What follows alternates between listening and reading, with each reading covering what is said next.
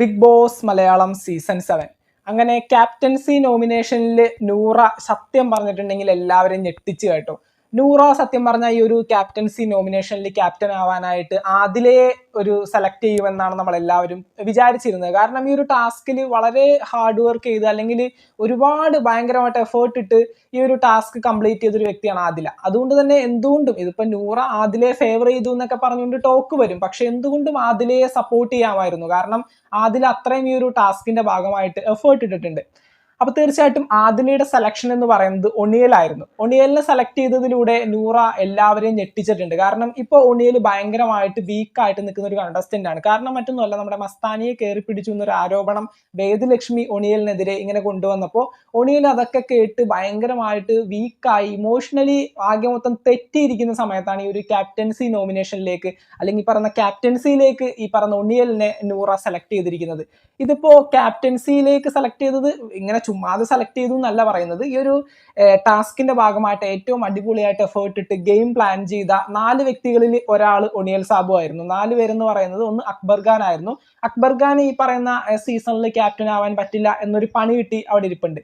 അപ്പോൾ അക്ബറിനെ ഒരിക്കലും സെലക്ട് ചെയ്യാനായിട്ട് സാധിക്കില്ല. പിന്നീട് വരുന്നത് വേദലക്ഷ്മിയാണ്. വേദലക്ഷ്മി നമുക്കറിയാം ആദിലെ നൂറേയും വീട്ടിൽ കയറ്റാൻ പോലും കൊള്ളാത്ത വ്യക്തികളാണെന്നുള്ള രീതിയിലൊക്കെ ഒരുപാട് ആരോപണങ്ങളൊക്കെ ഉന്നയിച്ചിട്ടുള്ള ഒരു വ്യക്തിയാണ് വേദലക്ഷ്മി ഇവർക്കെതിരെ. അപ്പൊ തീർച്ചയായിട്ടും ഒരിക്കലും ഈ പറയുന്ന ആദിലെയും നൂറയും നമ്മുടെ വേദലക്ഷ്മിയെ ഈ ഒരു കാര്യത്തിൽ ഫേവർ ചെയ്ത് സപ്പോർട്ട് ചെയ്യില്ല. അടുത്തതായിട്ട് അഭിലാഷാണ്. അഭിലാഷ് ഓൾറെഡി ഒരു ആഴ്ച ആ ഒരു ബിഗ് ബോസ് ഹൗസിൽ ക്യാപ്റ്റൻ ആണ്. അപ്പൊ അതുകൊണ്ട് തന്നെ അഭിലാഷിനെയും നൂറ സെലക്ട് ചെയ്തില്ല. പിന്നീട് ഒണിയലിനെയാണ് നൂറ സെലക്ട് ചെയ്തിരിക്കുന്നത്.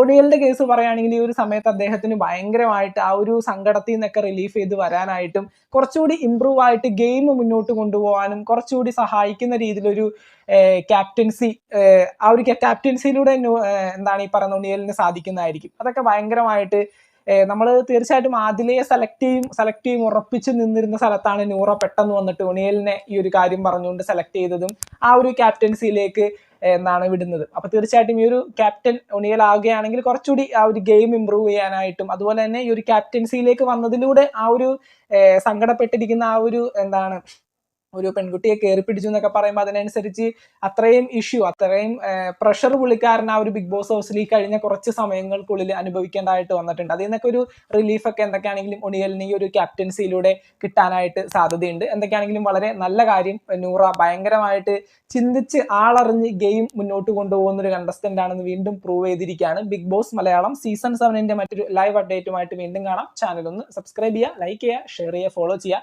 താങ്ക്